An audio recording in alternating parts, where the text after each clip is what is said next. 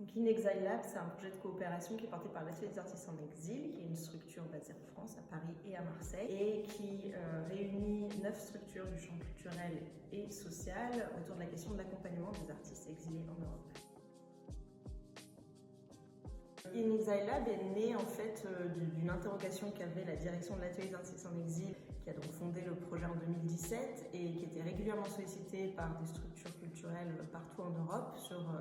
la mise en partage d'expertise. Donc ils se sont demandé comment est-ce qu'on pouvait mettre en partage ces bonnes pratiques qu'on a développées en France et comment est-ce qu'on pouvait réfléchir à des méthodologies d'accompagnement des artistes en exil au niveau européen. La spécificité du projet In Exile Lab, c'est que c'est un projet qui vise d'abord les structures culturelles qui auraient envie de se lancer dans une relation professionnelle avec des artistes en exil sur leur territoire, mais qui ne savent pas forcément comment s'y prendre. Donc on répond plutôt à la question de la capacité des structures culturelles à accompagner ces artistes qui ont des besoins spécifiques. Et dans un deuxième temps, évidemment, on s'interroge sur la manière dont ces artistes-là peuvent se doter d'outils et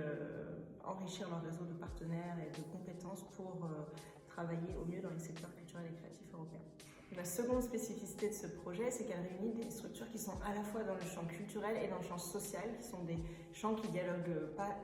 de manière très naturelle et qui permet aussi de réfléchir à comment on identifie ces personnes exilées qui sont souvent d'abord prises en charge par le secteur social avant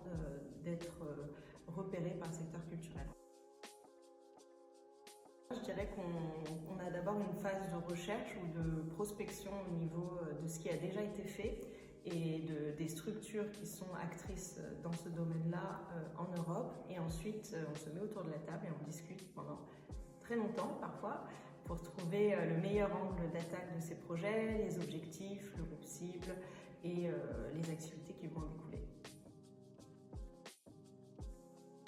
Et bien nous, on a été accompagnés par le Relais Culture Europe à Paris, qui nous a mis en lien avec des structures qui pourraient être intéressées pour rejoindre le projet et aussi des bureaux Europe Créative ailleurs en Europe et qui ensuite, tout au long de la rédaction, nous ont été d'une précieuse aide pour